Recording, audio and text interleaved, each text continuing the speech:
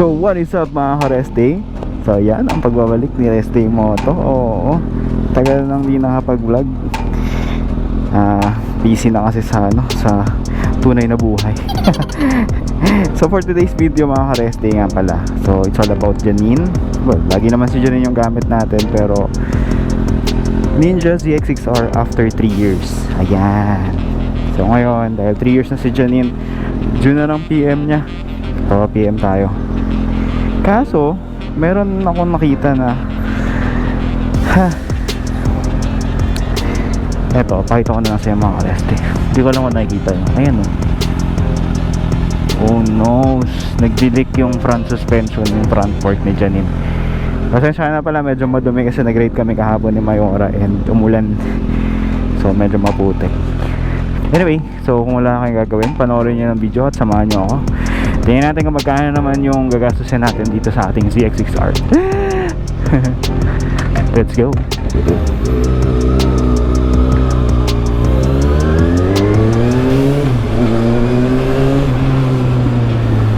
Pero this time mga ka-Reste, hindi tayo dun sa Kawasaki Cavite magpapa-PM.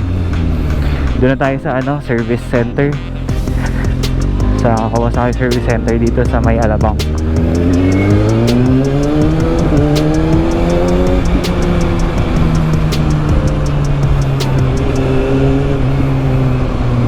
Kasi feeling ko lang medyo technical yung gagawin. Nag-leak ba naman yung suspension? Wala mga ka-Reste, yung suspension na yan, yung leak dun sa suspension nakikita ko yun sa group kasi naka-join din ako sa ZX6R group sa Facebook. May mga nagtatanong gano'n. Meron nga parang as early as 8,000 kilometers nag-leak na yung suspension. So try natin, tanong natin kay at least tayo naka times 2 naman kasi 16k bago nag-leak. So tanong natin din sa kasa, kahit sa service center, kung ano ba yung possible cause, bakit nag-leak ng gano'n. Tapos kaliwa lang. I'm not saying na sana sumabay na rin yung kanan, no? Pero masaya ako dahil isa lang. Pero bakit kaliwa lang? Tanong natin. Tapos mamaya, siguro after, usapan natin kung ano-ano yung mga i-expect nyo kapag nagkaroon kayo ng gantong motor ZX6R. Siyempre, una-una mga gastos, paano ba siya. Oo, yun lang naman, gastos lang naman talaga. Well, sasabihin ko na po, magastos po talaga.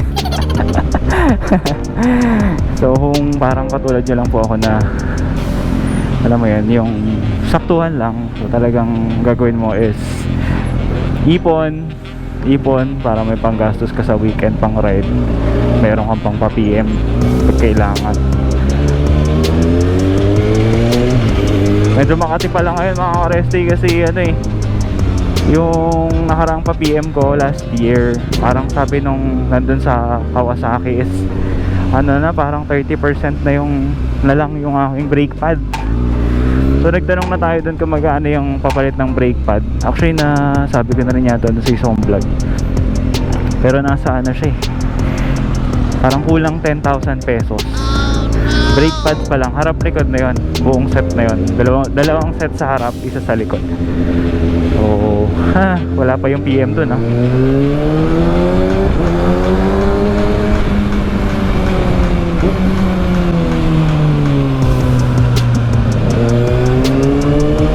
wala pa yung labor.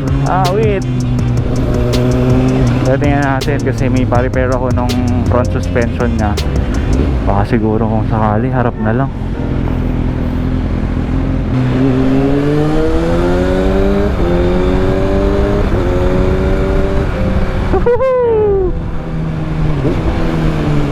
Okay lang gumastos kung kailan naman kasarap yung takbuhan mo.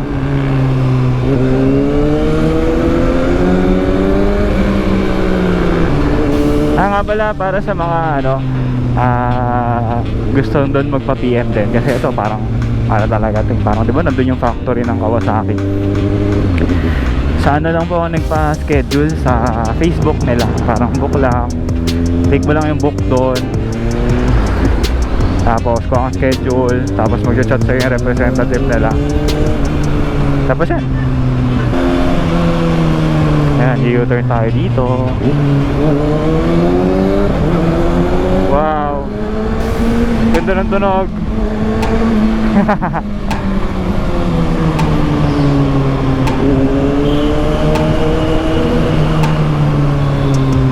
Andito na pala yung U-turn slot. Ang galing. Saan ba yung pa-service road dito? Baka mapasok tayo ng expressway eh.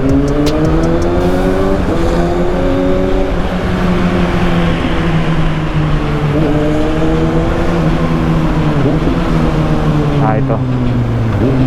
Sundan natin itong mga nakamotor. Ito yata pa U-turn to eh, no? Yehey! Natumbok natin. Let's go, let's go, let's go. Alam mo, malapit lang dito yan mga ka-resti. Kasi pag sumasampa ako dyan sa Skyway Stage 3, Skyway lang pala, malapit lang siya.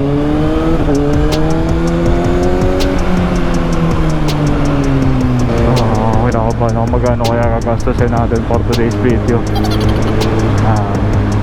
At saka isa pa nga pala mga ka-resti, no? Pag 3 years, alam niyo naman kahit sa sasakyan, ang battery niyan, mga 2 years lang paparamdam na yan, papalit na. Ito si Janine, thankfully 3 years na, 3 years mahigit na, hindi pa naman nagpaparamdam. So feeling ko yun na yung susunod. Ay, gastos na naman. Ayun. Tapos may ginawa pala ako dito mga ka-resti, no? Kasi feeling ko lang nakatulong siya kung paano ko ma-preserve ng ganito katagal yung battery, no? Well, weekend bike lang kasi naman talaga to. Minsan ko lang pinapampasok. Tapos ginawa ko kasi dito yung red, kapag naka-off, ito to yung sumay. Pag naka-off yung motor mo, nagbi-blink yan parang every 30 seconds ba ganun. Nagbi-blink siya. So syempre kahit na LED yan and blink sa tagal mong di ginagamit nagko-consume pa rin yan ng karga ng battery mo. So ginawa ko, dinisable ko siya. Kaya feeling ko hindi siya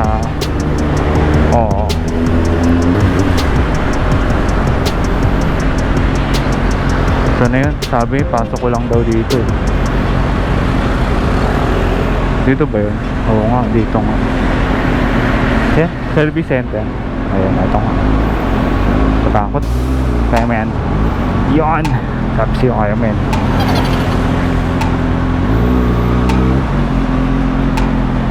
Ayun! Hi sir! Hi sir! Ay, saan po? Ganda lang. Hayya! Aray ko! Bigat mo! Bigat mo! Hi! Yun. Sige mga ka-resti, mamaya na lang.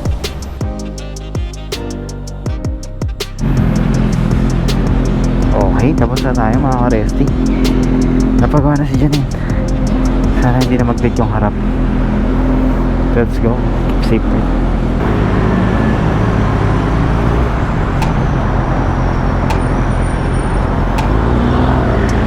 Yeah, thank you.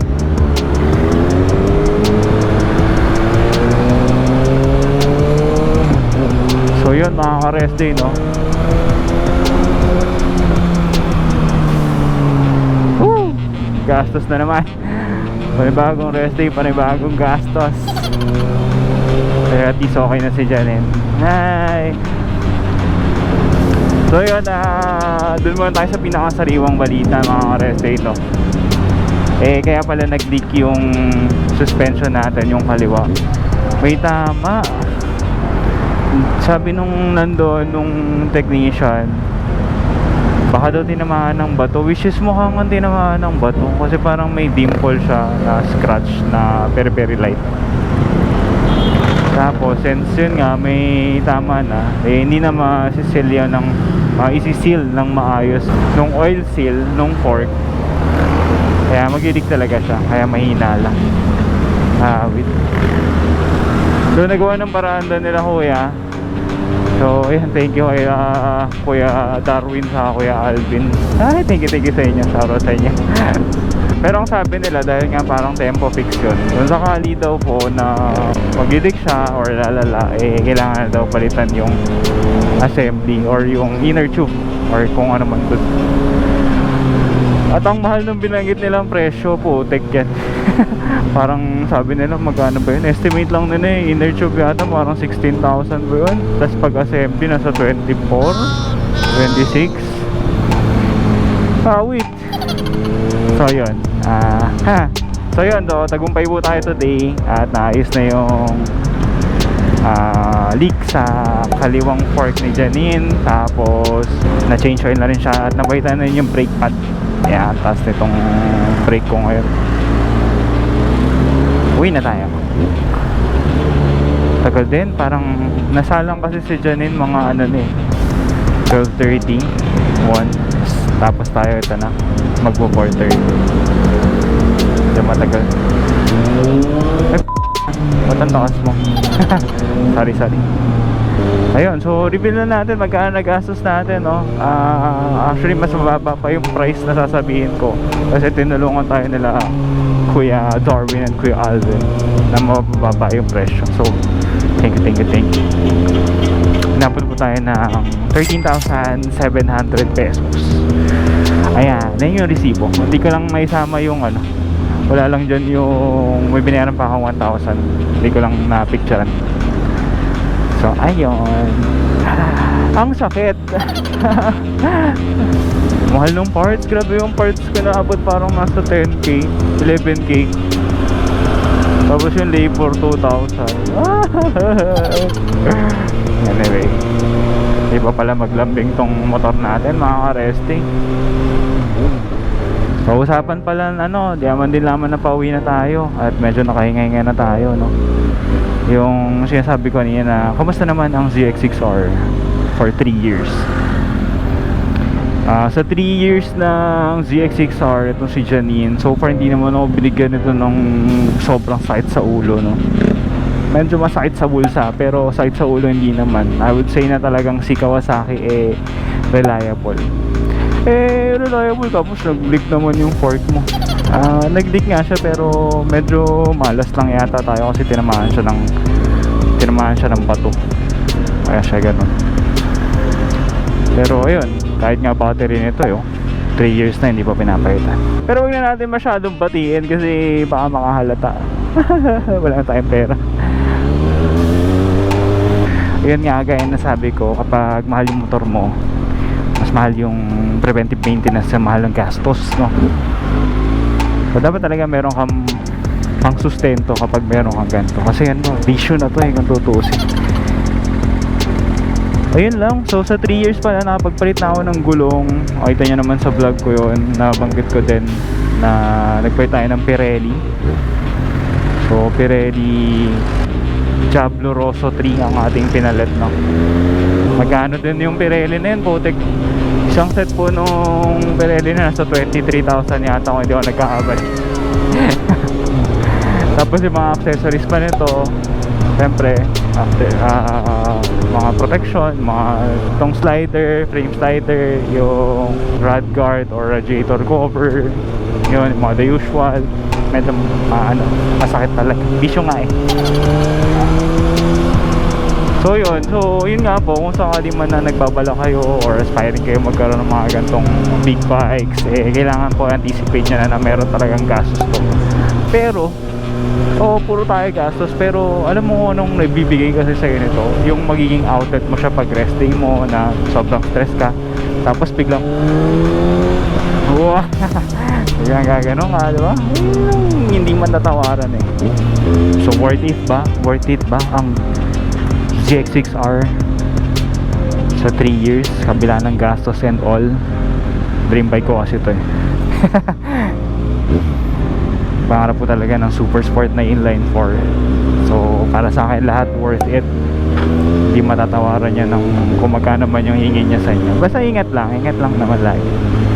Ayun, saka po yung convenience ba, ang dali niyang gamitin, ang bilis niyang gamitin in and out of Metro Manila, mag expressway ka lang. Yung mga perks ng mga naka big bike, meron kang pang tanggal kate, meron ka pang magiging outlet ng mga stresses mo, diba? Tapos madali kang maka-move in and out of Metro Manila. Hindi pong gusto mo lang mag-Lomi saglit. Lomi tayo, gusto kong Lomi, gusto kong Batangas. Isang oras lang, Batangas ka na. Ganun. Saka ang pogi, nakakapogi. Nakakapogi. Ayun, so siguro yun, no? Next na natin paghandaan yung battery nito. At kung ano man yung mga dadagdag pa. Hindi na makapagdagdag ng accessories. Pera. Ayan. Kasi ito, gusto ko din itong palitan eh. Medyo dark. Kasi di ba itim si Janine. Kasi pag naging itim to, mas pogi. Yun. Meron din pala nakapagsabi sa akin, mga ka-rest day, na possible daw na nagdidig daw yung left na front fork kapag daw lagi naka-side stand or something ganun. May nakapagbanggit din. Basta mga possible causes daw nung dig sa fork is pwedeng nalubak ka, sobrang ka sa lubak, tapos parang palagi kang naka-side stand, which is nangyayari talaga sa akin, no? Lagi ako naka-side stand lang. Wala akong paddock eh. Di pa ako nakakabili paddock stand. So ayun, kailangan daw meron. Anyway, so yun lang mga ka-rest day. At dito na natin siguro tapusin yung ating video. Total marapit na yung time makauwi. So dito na natin siya tapusin. At maraming salamat. So nagka-idea kayo kung ano mga possible yung pagkagastusan at ma-encounter kapag meron kayong gantong klaseng motor sa loob ng 3 taon. Pero masasabi ko lang, worth it. So yun lang. Thank you and stay safe mga ka-rest day. Bye bye.